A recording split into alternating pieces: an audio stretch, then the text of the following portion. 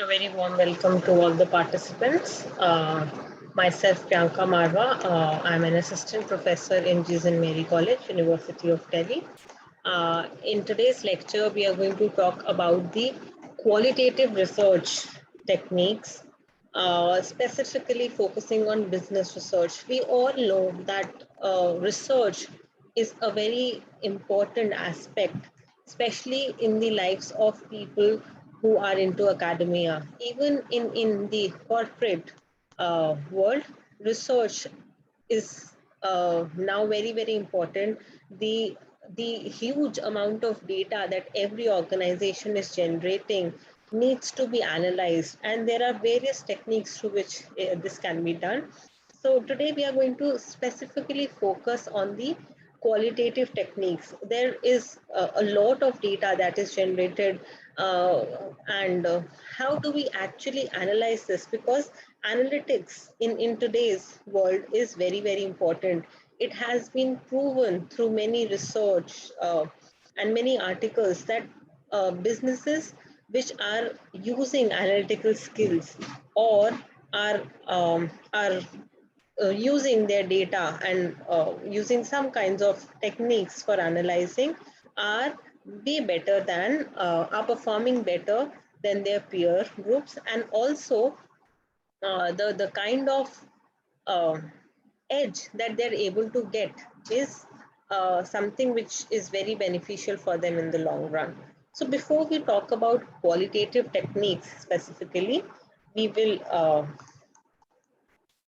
first talk about the data types. So like I just said, that there is huge data that is generated by every organization. And now we must understand what kind of data is being generated to be able to analyze, to be able to make sense out of that data, because mere raw data does not gives us any answers to our problems or to any solution that we are looking for. However, if we are able to analyze that data, we can actually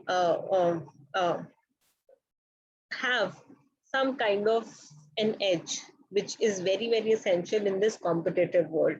So any data that any organization generates can be divided into two categories: qualitative and quantitative data.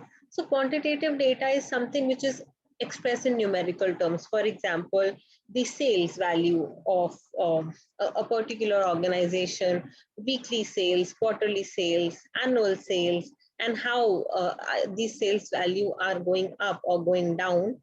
But when it comes to data which is quantitative in nature, for example, if any a person walks into a showroom and gets their car serviced, there's a feedback form that is given to them, either in the hard copy format, or once they've paid their bills or whatever services that they've taken, a link is shared with them that please share your feedback for your experience.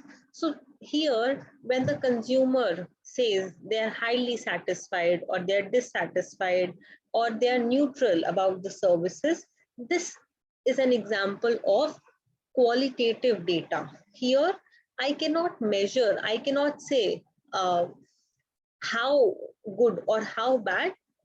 Still, I can make a sense, or I can get an understanding of what uh, is the general consensus in the consumer market, or is my services being liked by the individuals, or I need to um, um, have look for some better methods of doing my business. Okay, so so now in qualitative data also there can be two types: nominal as well as ordinal data. So when we talk about nominal data, we are actually talking about discrete units. For example, your age group, or your gender, or your educational qualifications. So here I am, these can actually be converted. So these are all examples of my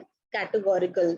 These are also called as categorical data, which represent some characteristics, some special features about my sample. This can be about their gender, their race, the languages that they speak, or anything which is non-numeric in nature.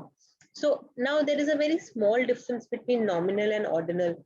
When the data is ordered, so it is also describing some characteristic, but there is an order. There can be a ranking which is given, that is called as a ordinal data type.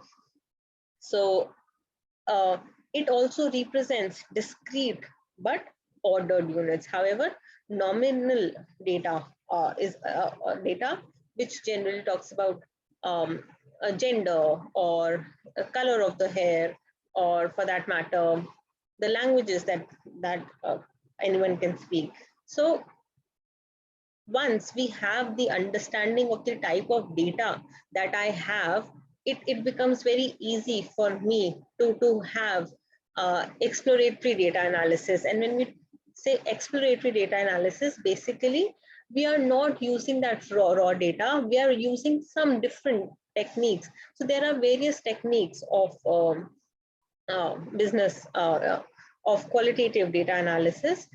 So I'm not going to talk about that here. We will discuss that a little later. But once, only if you are aware and are able to distinguish clearly that yes, this is a nominal data type, or this is an ordinal data, or this is an interval or ratio. I'm not going to talk a lot about interval and ratio, just give you one or two examples. So let's say we talk about the weight of students. Let's say if I'm trying to see what is the average weight of students in the age group 5 to 10. This is a data which is continuous. So any student can be weighing 23.5 kgs or 24.5 kgs. However, there can be data which is can take only certain discrete values. For example, marks or grades. So a student has got A grade or B grade or C grade is dependent upon their marks. Maybe in the range of 0 to 10 is F grade, 10 to 20 is a E grade, and so on. So quantitative data is always numeric. It is numbers which can be used, and it talks a lot about units, maybe kilograms or currency or any such thing. However, when we talk about qualitative data, and if we talk about qualitative research in that aspects, it studies things or people or their thought, or whether they're liking something or they're dislike, or we try to kind of interpret what they're trying to say, or how do they feel, or what is their perception about a certain good or a service. Also, qualitative research uses a lot of different methods. So you can be doing a case study method, or you can actually do a one-on-one interview, or you can collect data in the form of feedback forms, or you can create a Likert based question.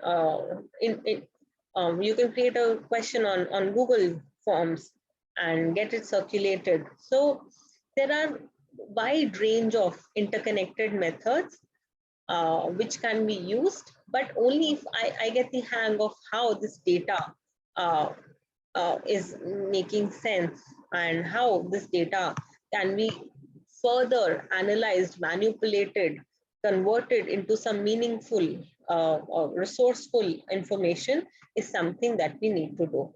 So and now when we talk about qualitative data, here human is the supreme resource. Our objective is to discover what do they feel, or is there any side effect of such. So this is something which is widely used in the or psychological studies, for your medical purposes, when if a new medicine or a drug is being tested, or there is a trial. For example, when the new medicine for COVID vaccines were developed, there had to be some trials before they can be given to general public. So this is an example of qualitative research. Here, that medicine, that drug was administered to people, and when this drug was administered, we were trying to see, are there any certain kinds of effects, what are the symptoms. So we can't quantify it in numbers, but we can still have findings whether it is suitable to be administered to general public at large or no. Okay, there all these a lot of cosmetic products are tested on animals, or are tested on small group of people before they are brought to the market. So these are all examples of your qualitative research. Okay, now let me just change this slide.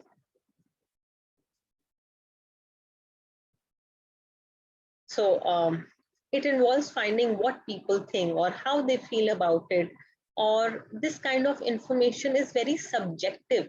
I cannot objectify it, I cannot quantify it, and it involves feeling there, what do they feel, or what kind of a association they're able to have with that. So all these different brands, if a product is delivered to you, so you, when you see Amazon ratings, it gives 5-star ratings, 4-star ratings.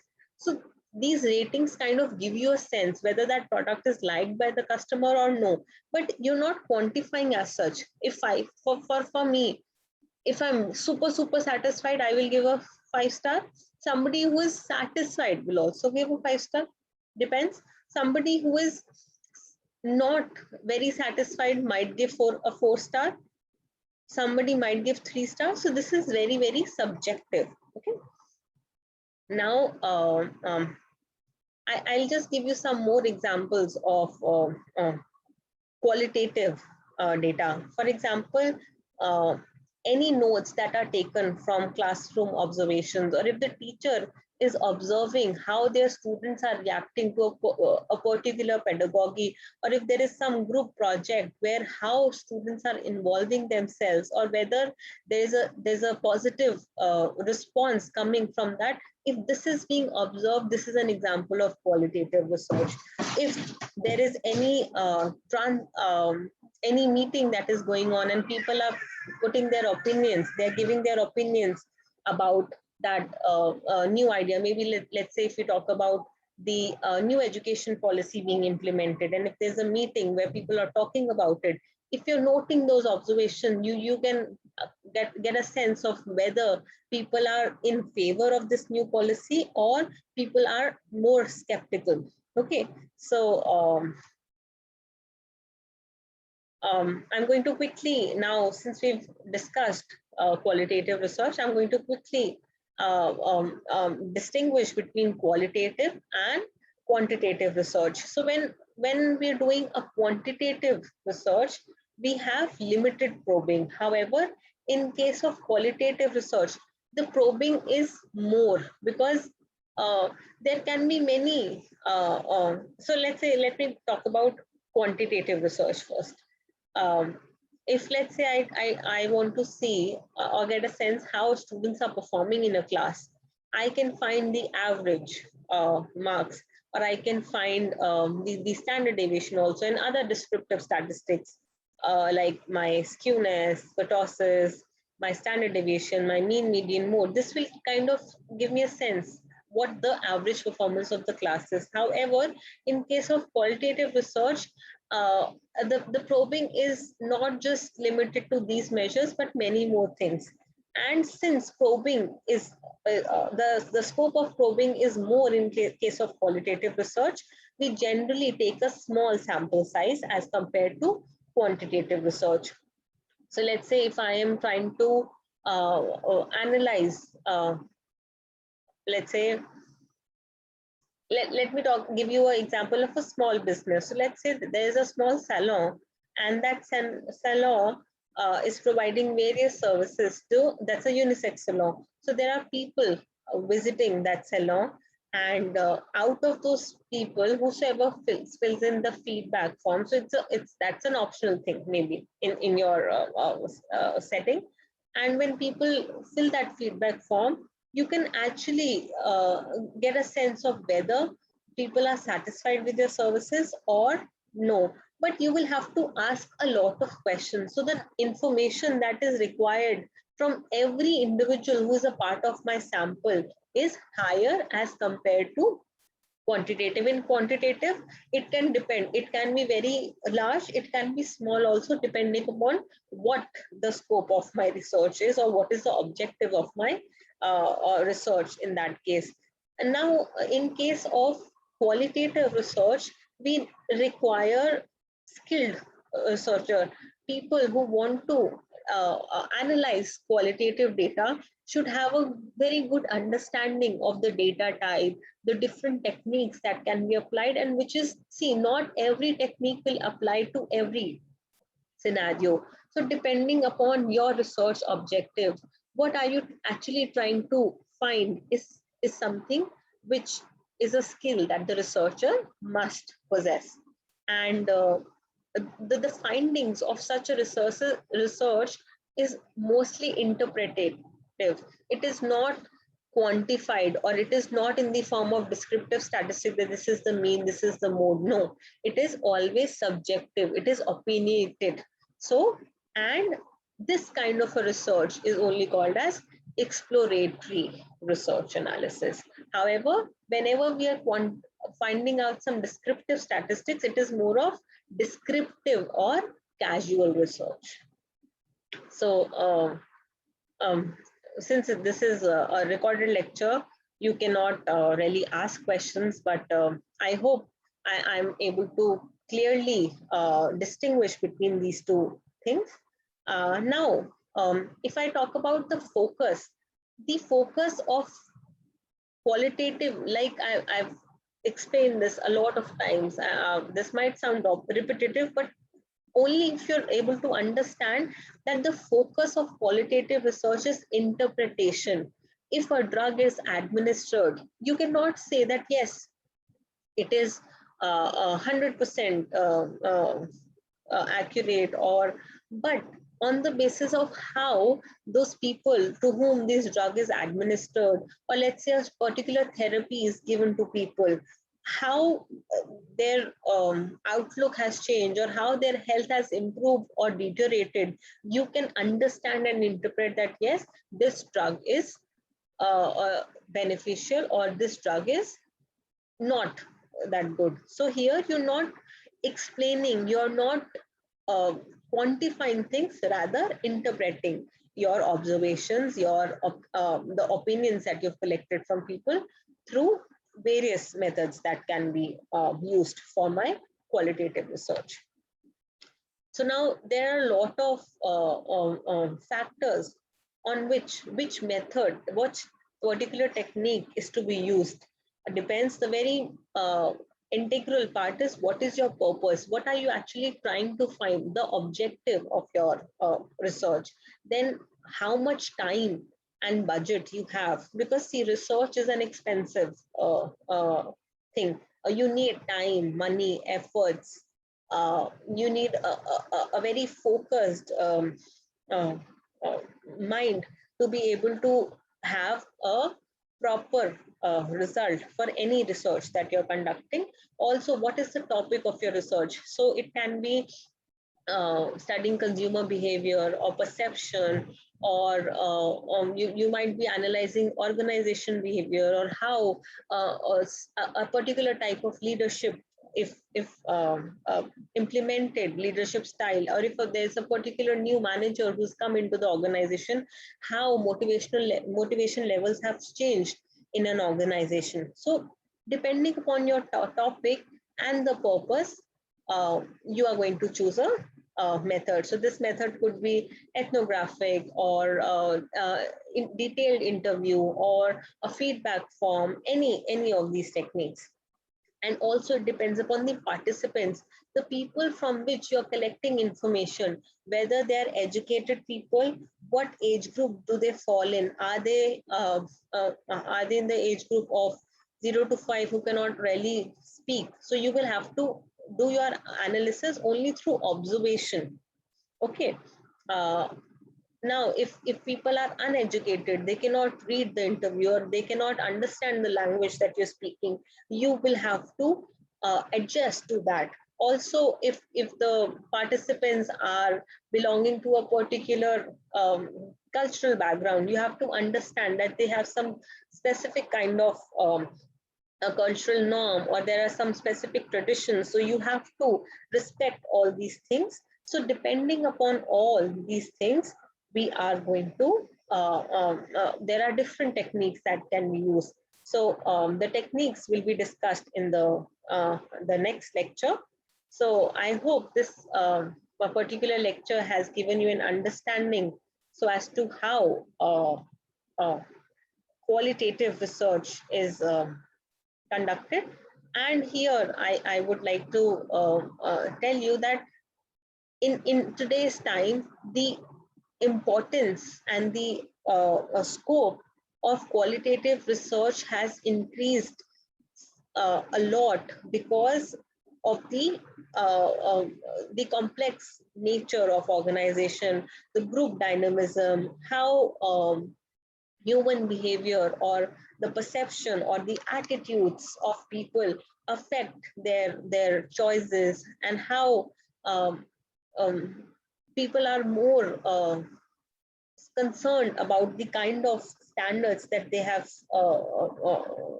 set for themselves, that if they're going to a salon, this is the bare minimum that they expect, or if they are um, getting their car serviced, or if they're buying a product, if they're buying a branded product, these are the certain attributes that they expect it to be present, or such things. So in today's time, for businesses, qualitative research is very, very important. So I hope now all those people who want to research in any qualitative aspect can clearly understand what is the data type, and how the techniques are going to be different, how your interpretation, your objective is going to be different, the hypothesis that you're going to create is going to be different.